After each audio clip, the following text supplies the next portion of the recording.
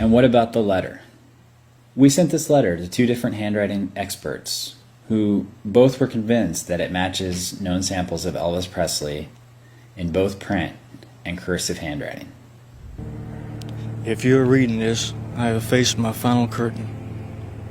My name is Elvis Presley, and I know some of you will never believe this, but that's okay. This letter was the hardest letter I have ever wrote. This all started in 1946. We were all very poor. My mother gave birth to a little boy. My family didn't have enough money to raise another child. My mother wanted so bad to keep him, but my daddy said we couldn't. Aunt Lois could verify it because she was there. This really hurt my mama, and she felt lost, already losing Jesse at birth and having to give my brother up. And I think that's what led to her death. I always wanted to find him and see him, but when I became famous, it didn't happen. It wasn't good for my image. I never forgot about my brother, and I always did something to remember him in my movies, like Viva Las Vegas. Look at the numbers on the car, 711 and 1711. The numbers were with me always in whatever I did. When Priscilla and I split in '73, I was upset for my daughter. We stayed friends, and I started falling apart. I told the colonel that I wanted to see my brother. After telling me how if this gets out, I will be done, which I didn't care. But he said it would make my mama look bad. I didn't want that. My mama was a good woman who died of a broken heart. In February of '74, the colonel made it happen. He put me in contact with my brother, who never knew the story. When I met him, wow, man, it was unbelievable. It was like looking at me 11 years before. He had a little wider nose, but looked just like me. We became very close. He even did a few concerts as me, and no one ever knew. In December of '75, my brother became very sick. The doctor gave him around a year to live. This broke my heart. Everyone thought I had everything, but I was losing it all. I couldn't take it no more. I had no life. I felt God was taking things from me. I was losing what mattered to me most. My family, my mama, and now my brother. It was just too much. Me and the colonel talked about it. He knew he could make more money off of me dead than alive, and he did.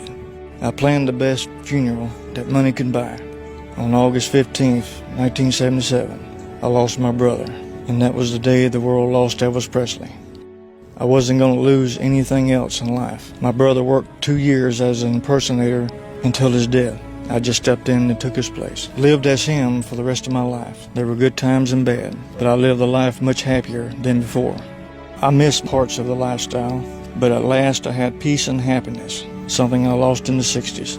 I know most will shuck this off and saying that's BS. I wouldn't have done this to my fans, but truth to the matter is, I don't owe any one of you an apology. My life was taken from me. I couldn't even be me. Threats were coming in on me and my family. Nobody loved me for me.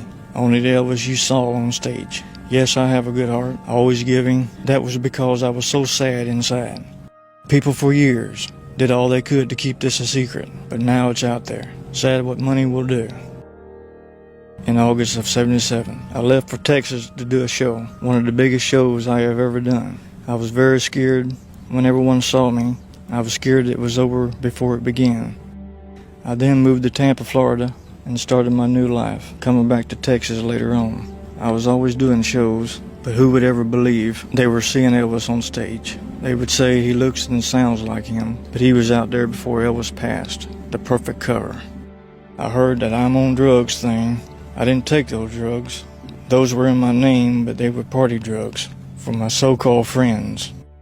Charlie Hodge was my only true friend ever as Elvis.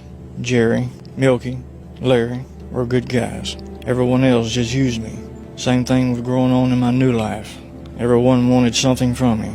If they didn't get it, watch out. But I did have one true friend. I won't say his name because him and his family have been through enough. Son, you know who you are. Thank you for everything. I love you. My 2 daughters, my son, my wife. I know it's been very hard for you over the years to be with me, knowing my lifestyle, but know this, you made me happy, and I love you, and never stopped. I know we had some bad times, but a lot of good. If anything bad starts to happening, you know who you can contact to stop it. I wish you'd been in my life then. Maybe things would have happened different than they did. We live in a sad world today. People have forgot what life is about. It's a shame because life is so much more than what we have or get. Life is who we have in our life and happiness. To you who think this letter is bull, that's fine. I just wanted the story out there. Until we meet again, adios, Elvis Presley.